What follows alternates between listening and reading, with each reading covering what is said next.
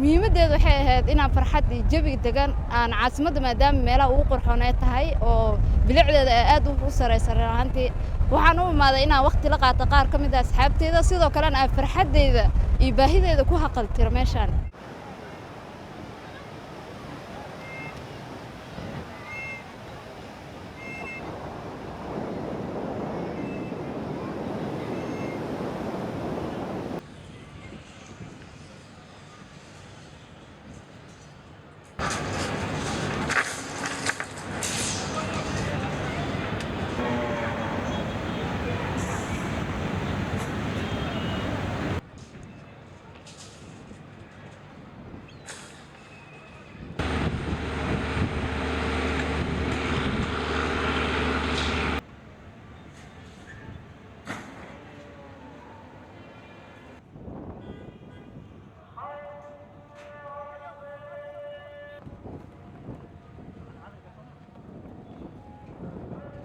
That program, though it was a Applying this is something that we developed early on called Sky to Soil and Ground to Some of the young is now they are trying to see when experience with working with USGS, for example. About that once again,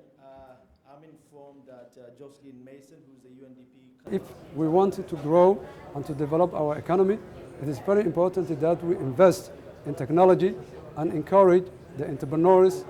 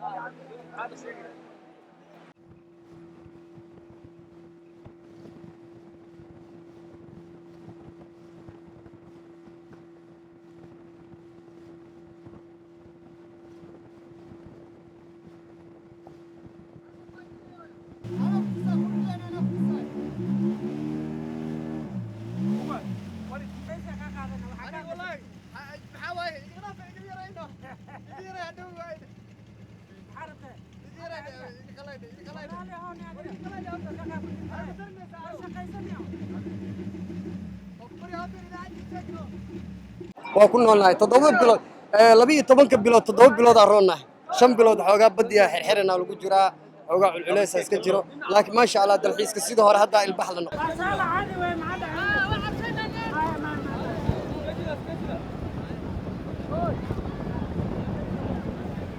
waxa ugu shaqo badan maalintii jimcada ugu shaqo badannahay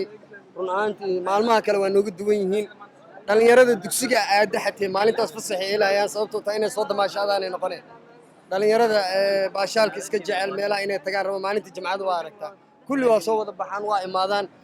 maalintaas maalmaha kale waa nooga duwan tahay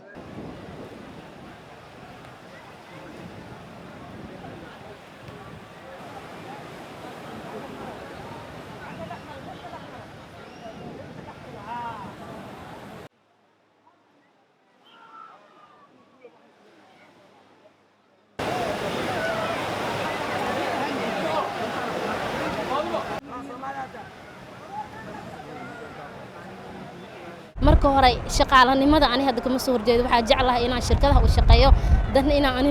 manager noqdo business cusub inaan wadanka ku soo kordhiyo maxay ahayd gabdhaha kale ee wax bartay inaan tusaale u noqdo ay ugu daystaan sidaas maxay ahayd u soo barta bangiga finansiga